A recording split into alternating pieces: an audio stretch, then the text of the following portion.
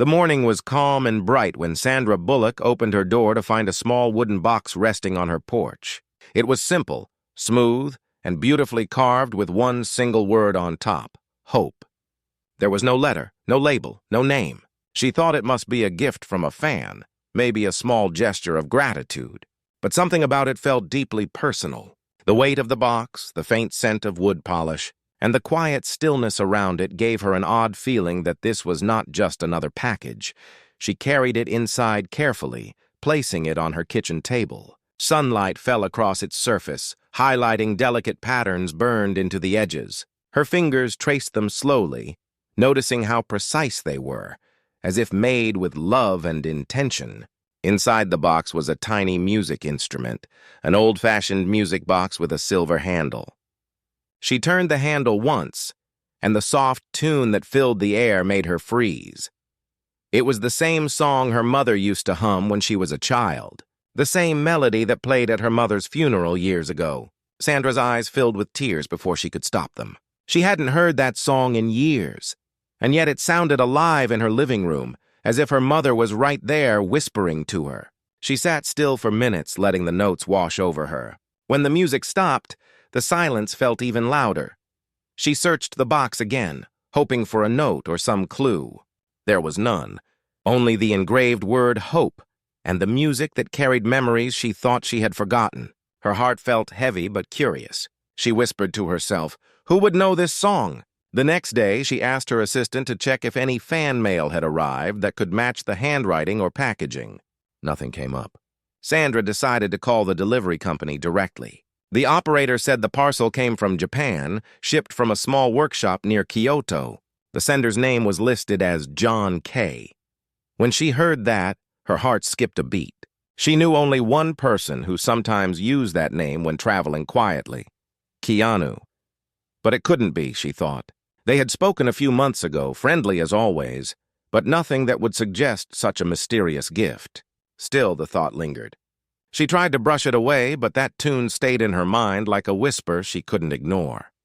Over the next few days, the melody began to haunt her. She caught herself humming it while cooking, while walking, even while filming. One night, she dreamt of her mother standing by a piano playing the same song. When she woke, she noticed something she had missed before: faint carvings inside the lid of the box, like scratched letters or numbers. She brought it closer to the light and saw they were coordinates, curiosity mixed with fear. What kind of person sends a box that plays her mother's song and hides coordinates inside? Was it a message? A memory? Or a mistake? The next morning, she typed the coordinates into her phone. They pointed to a small hospital in Los Angeles, a children's hospital she had once visited for charity. Sandra felt her pulse rise. Maybe it was just coincidence, or maybe it was something much deeper. That evening, she drove there quietly, without telling anyone. She wore a simple cap and mask, hoping to blend in. As she entered the hospital, she heard faint laughter and the sound of a piano coming from the lobby. When she walked closer, her breath caught. A group of children sat around a white piano, playing the exact same melody that had come from her box. The same soft notes her mother once sang. A young nurse noticed her and smiled kindly. "Are you here for the evening music hour?" she asked. Sandra nodded, unable to speak. "It's a new program," the nurse continued. "A man donated this piano last month and asked us to play this song every evening. He said it was for someone who taught the world how to smile." Sandra's eyes filled again. She wanted to ask the name of the donor, but her voice trembled. The nurse shrugged and said he didn't want his name mentioned. He just said the initials JK were enough, the same initials, the same tune, the same warmth that only one person could carry with such quiet kindness. As the children finished playing, one small girl waved at her. "Do you like the song?" the girl asked. Sandra smiled softly. "Yes," she said. "It reminds me of someone I loved very much." The girl nodded and said, "The man who brought the piano said it was a song that healed his life. He said we should play it to heal others too." Those words hit her like lightning. She sat down on a nearby bench, feeling her heart beat faster. She knew now that this was not just a gift. It was a message. A message hidden not in words, but in music.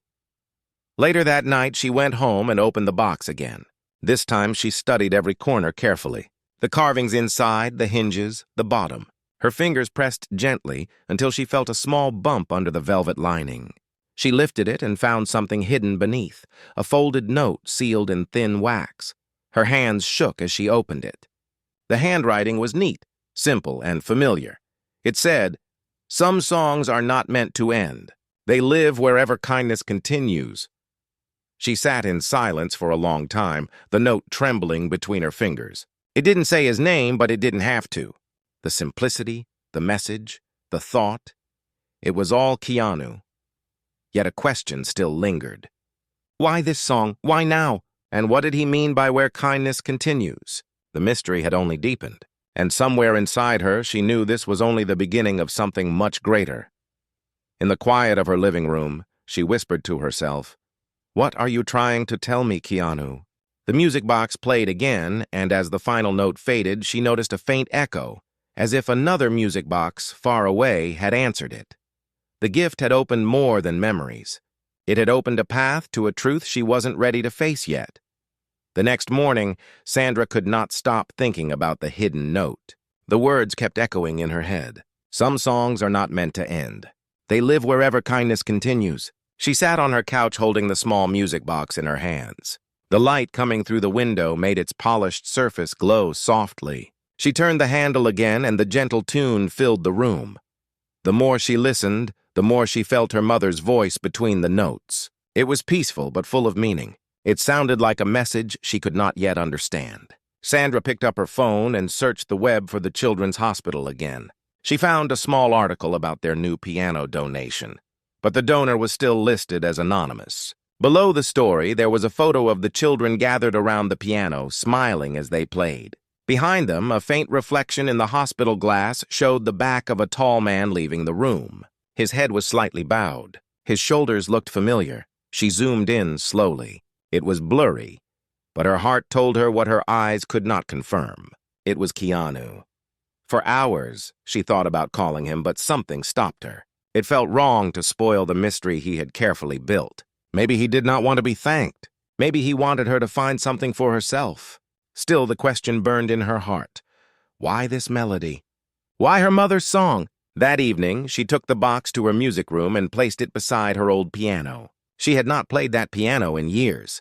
Her mother used to sit beside her when she was little, correcting her posture and smiling when she played right. She lifted the cover and touched the keys. They felt cold and heavy. She began to play the same song from memory, but halfway through her fingers stopped. She realized the tune from the music box had a small variation, a few extra notes near the end. It was not the same as her mother's version. Someone had changed it just slightly, as if adding a missing piece, and suddenly she remembered something. During the filming of their first movie together years ago, she had once hummed this same melody between scenes. Keanu had stopped and asked, "What song is that?" She told him it was her mother's favorite lullaby. She smiled at the memory. He had listened quietly, then said, "It sounds like healing." Her heart tightened as she realized what those extra notes meant. He must have remembered it after all these years. He had kept it. And now he had brought it back to her through this mysterious gift. But something still felt incomplete. The note inside the box was only half of the message. There had to be more. She examined the inside again under the light and found faint writing along the wooden edge, almost invisible. It looked like a string of numbers and letters. At first she thought they were just part of the carving, but when she searched them online, they matched the registration code of an item at a Japanese workshop. The next morning, she called the craftsman who made the box. His voice was calm and kind. He said, "Yes, I remember this order. It was from a man who came here a few months ago. Very quiet, very polite. He said the box was for someone who once gave him peace when he had lost hope." Sandra's voice trembled. "Did he leave a name?" The craftsman replied, "He said his name was John. But he also said, if she ever finds the message, tell her to look where the melody began." She thanked him and hung up slowly. Look where the melody began. Those words stayed with her. She thought about all the times she had played the song as a child, all the places it had been heard. Then she remembered something else. Her mother used to volunteer at a small shelter in Texas. There, she often played that same song for children who had no homes. Sandra had visited that place once long ago, before fame, before films. She searched the shelter's name and found that it still existed, though now under a different foundation. Her heart began to race. Maybe that was where she needed to go next. 2 days later, she drove there quietly. The building was old but still full of life. Children were laughing inside. She walked through the gate and met the caretaker, an elderly woman with gentle eyes. When Sandra mentioned her mother's name, the woman smiled warmly. "Oh yes," she said. "We still play her song here sometimes. It's become a tradition." Sandra asked if they had any records or photos from those early days. The woman nodded and brought out a small photo album. The pages were faded but full of history. In one picture, Sandra saw her mother sitting at an old piano surrounded by children. And right beside her, a young man, probably in his 20s, was helping fix a broken stool. She looked closer. His face was familiar too. She leaned in, her heart pounding. The photo had a handwritten note at the bottom that read, "To our friend Keanu, thank you for bringing light that day." Sandra stared at the photo in disbelief. Keanu had been there, decades ago, before they ever worked together, before she was famous. Before any of it, the caretaker said softly, "He came once long ago. Your mother told us about him. Said he was quiet, kind, and going through something difficult. She played him a song and told him that hope is the only tune that never fades." Sandra felt tears fill her eyes again. It all made sense now. Her mother's song had once comforted him, and now, years later, he was returning that same comfort to her. But she knew Keanu well enough to sense there was still something more, something he had not said.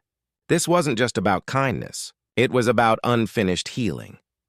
That night, she sat on her hotel balcony with the music box beside her. The moonlight reflected on its surface as she whispered, "What are you trying to tell me, Keanu?" When she turned the handle again, she noticed something she had missed all along. Under the melody, a faint ticking sound echoed softly, like a clock winding down. When the song ended, a small compartment at the base of the box clicked open, revealing another folded paper. Her heart stopped. She slowly unfolded it. There were only 2 lines written inside. "If you are reading this, it means you followed the music. Now it is your turn to pass it on." She read the words again and again, unsure what to think. But deep down, she knew this was no simple gesture. It was a journey, a circle of kindness that he wanted her to complete. And as the night wind blew gently through the balcony, she whispered, "Then I will." The song played once more, and this time, it felt like her mother's voice was singing along. Sandra woke before sunrise. She could not sleep after reading the second note hidden under the velvet lining. "If you are reading this, it means you followed the music. Now it is your turn to pass it on." The words circled in her mind again and again. It felt like a quiet invitation from Keanu. But she still did not understand what he wanted her to do. The music box sat on her bedside table, glimmering softly under the pale morning light. She turned the handle once, letting the song play again. Every note seemed to pull her closer to a truth she could almost feel, but not yet name. She made coffee and sat near the window. Outside, the city was waking up, yet her world felt strangely still. She opened her phone and searched for any news related to Keanu. There was nothing unusual. No new interviews, no sightings. It was as if he had vanished quietly from the spotlight. But she knew him. When he disappeared, it usually meant he was doing something kind behind the scenes. Her thoughts returned to the hospital, to the piano, to the children. She remembered the nurse's words. A man said this was for a woman who taught the world how to smile. She placed her hand on her heart. Was this about my mother or about me? That same afternoon, she decided to go back to the hospital. This time, she brought the music box with her. When she arrived, the children were playing again. One of them noticed her and waved. "The piano is magic," the girl said with a big smile. "When we play this song, people cry, but in a good way." Sandra smiled back. "It really is magic." The nurse recognized her and came closer. "I'm glad you came back," she said softly. "The donor left one more thing, but we didn't know who to give it to." She reached into a drawer and pulled out a small brown envelope. It was sealed with wax, stamped with the same initials. J.K. Sandra's breath caught. Her hands trembled as she opened it carefully. Inside was a single photograph. It showed a small boy sitting in a hospital bed, holding a wooden bird. Beside him was Keanu, smiling gently, playing the same melody on a piano. On the back of the photo were 3 words, "For her melody." Tears blurred her vision. This was no longer just a gift. It was a chain of kindness, from her mother to Keanu, from Keanu to these children, and now back to her. The circle was complete, yet she felt there was still one more secret waiting. She thanked the nurse and walked out to the garden behind the hospital. She sat on a bench and looked up at the sky, thinking about the meaning of the message. Now it is your turn to pass it on. Suddenly, her phone buzzed. It was a message from an unknown number. It said, "The song still belongs to her. The rest is yours to find." Sandra's pulse quickened. She typed back quickly, "Who is this?" No reply came. She tried calling the number, but it was disconnected. She sat there feeling both anxious and intrigued. She knew it had to be him. Only Keanu would speak like that. Simple words, heavy with meaning. She spent the next few days searching through old letters and photos from her mother's belongings, hoping to find a clue. Buried inside one of the albums was an envelope marked "To my daughter, when she is ready to forgive herself." She had never noticed it before. Her hands shook as she opened it. The letter inside was written in her mother's familiar handwriting. It said, "Sandra, one day you will meet someone who carries the same kindness you once lost in yourself. When you find him, listen to what his silence says. It will remind you who you are meant to be." Her eyes filled again. The words were written years before she met Keanu. Somehow her mother had known. She leaned back, closing her eyes. Flashes of her friendship with Keanu flooded her mind. His gentle humor, his silence after tragedy, the way he treated everyone the same, from a studio worker to a fan. She realized what connected them wasn't fame or work. It was how both had learned to turn pain into kindness.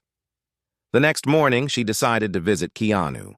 She had no address, but she remembered a quiet spot he once showed her, a small coastal park near Malibu where he liked to sit and think.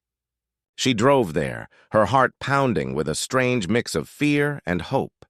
When she arrived, the air was cool and the waves crashed softly on the rocks. And there he was, sitting alone on a bench, looking at the sea. He turned when he heard her footsteps. A calm smile spread across his face. "I thought you'd find it," he said quietly. She stood there, unable to speak for a moment. "Why did you send it?" she finally asked. He looked down at his hands, then back at her. "Because I wanted to return something your mother once gave me, hope." She sat beside him. "The song. You remembered it all these years. I never forgot," he said. "Your mother played it for me when I was lost. She told me that every act of kindness is a note in the same song. I wanted to remind you of that." Sandra looked at him, tears forming again. "You built all this for her?" "For me?" Keanu shook his head softly. "For both of you, and for everyone who still needs to hear it." They sat in silence, the sound of the ocean filling the spaces between their words. Sandra finally whispered, "The message said it's my turn to pass it on." "What does that mean?" Keanu smiled gently. "It means the song isn't finished yet." She looked out at the waves and felt something inside her awaken, a quiet strength, a purpose she had long forgotten. That evening, as they walked along the shore, she made a silent promise to herself. She would carry the melody forward, not just in memory of her mother or in gratitude to Keanu, but for everyone who needed a reason to believe again. The sea wind carried the faint sound of music from somewhere nearby. The tune was soft, familiar, eternal. For the next few weeks, Sandra could not stop thinking about their meeting by the sea. The calm way Keanu spoke stayed in her heart. Every act of kindness is a note in the same song. Those words echoed like a quiet guide. She began to notice small things again.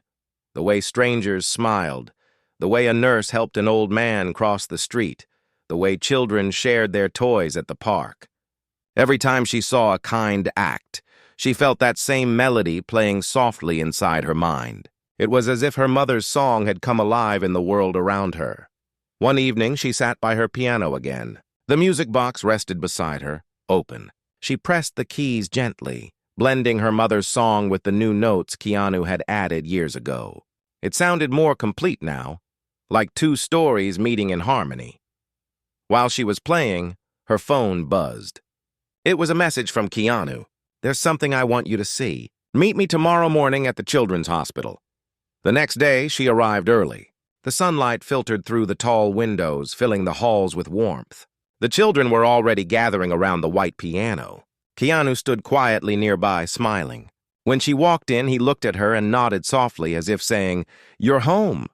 The nurse welcomed them and said, "The children have prepared a surprise today. They've learned to play the song completely." As the children began to play, Sandra's eyes filled with tears. Their small hands moved gracefully across the keys, their faces bright with joy. She could hear both her mother's old tune and Keanu's newer version blending perfectly. It was no longer just a song. It was a living symbol of kindness passed from one heart to another. After the music ended, one of the children approached her with a drawing. It showed a woman, a man, and a group of children under a shining sun. Above them, the words "Hope Never Ends" were written in crayon. Keanu crouched beside the little boy and smiled. "That's beautiful," he said.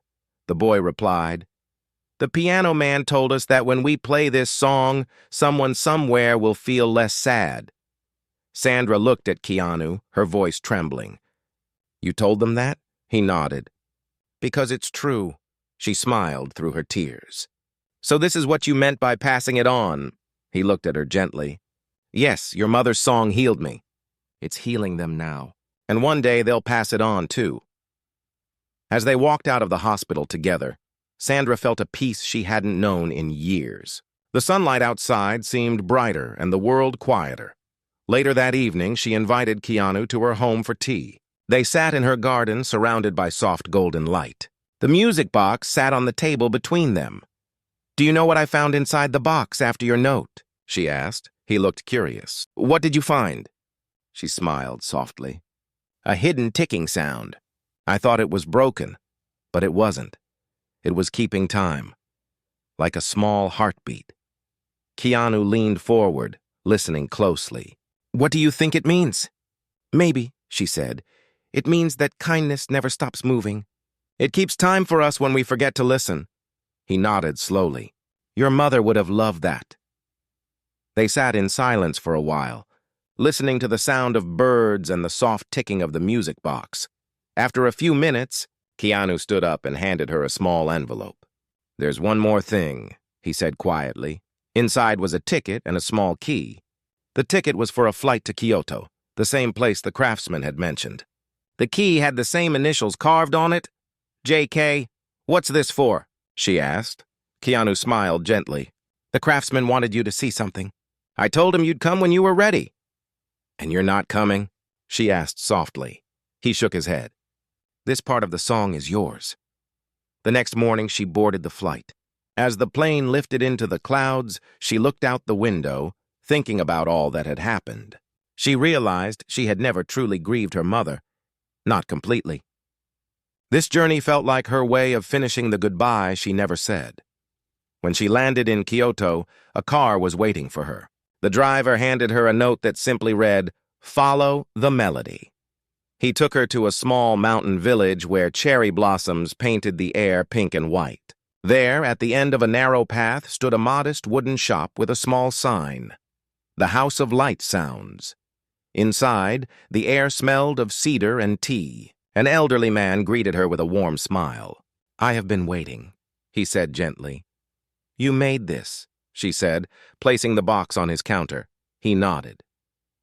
"Yes, a kind man asked me to build it for someone very special.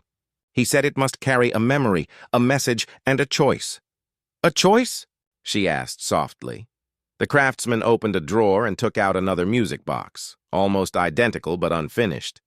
He handed it to her. "He asked me to leave this empty. He said she will know what to put inside." Sandra ran her fingers over its smooth wood. "He wanted me to continue it." The old man smiled.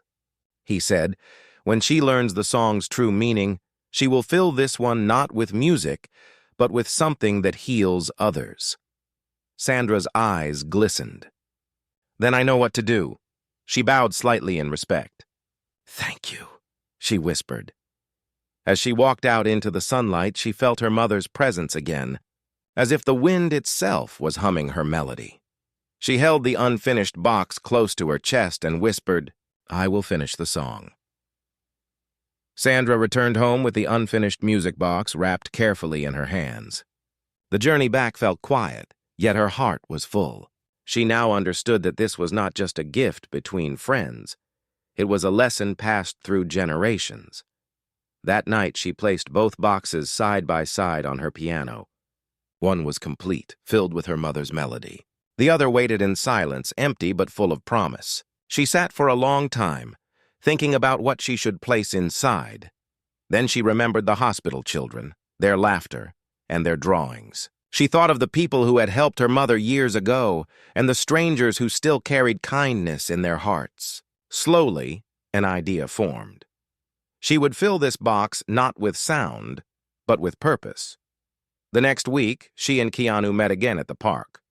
When she showed him the empty box, he smiled knowingly. "You found what it means, didn't you?" he said softly.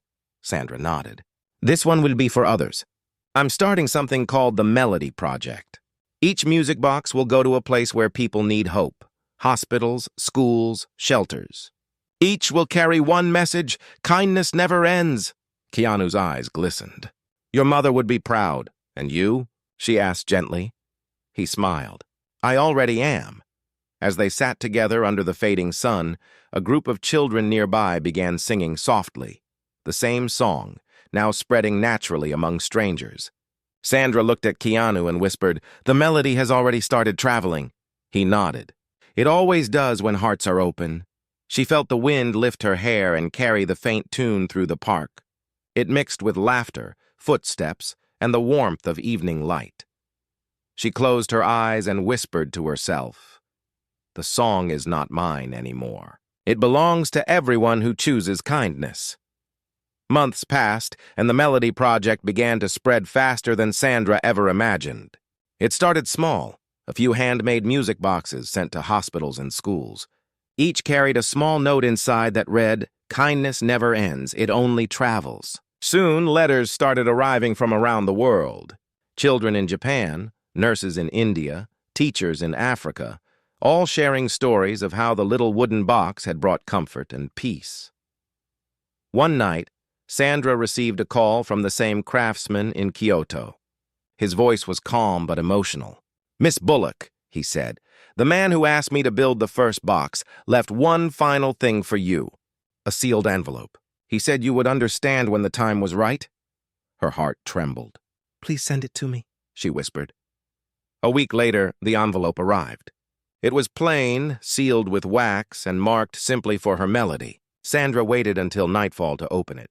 She sat by her piano, the two music boxes in front of her. When she broke the seal, a small folded page fell out.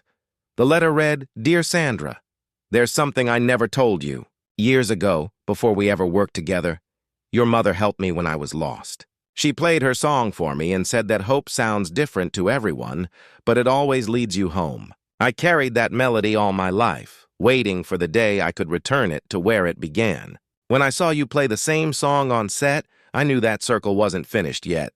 I didn't send the gift to remind you of the past. I sent it so you'd remember who you already are, someone who carries hope without even knowing it. And now the song belongs to the world just like she wanted. Thank you for keeping her melody alive." Her hands shook as she read it. She pressed the letter to her chest and began to cry, not out of sadness but out of gratitude. Every mystery, every note, every hidden message had led here. Keanu had not just given her a gift, he had given her closure.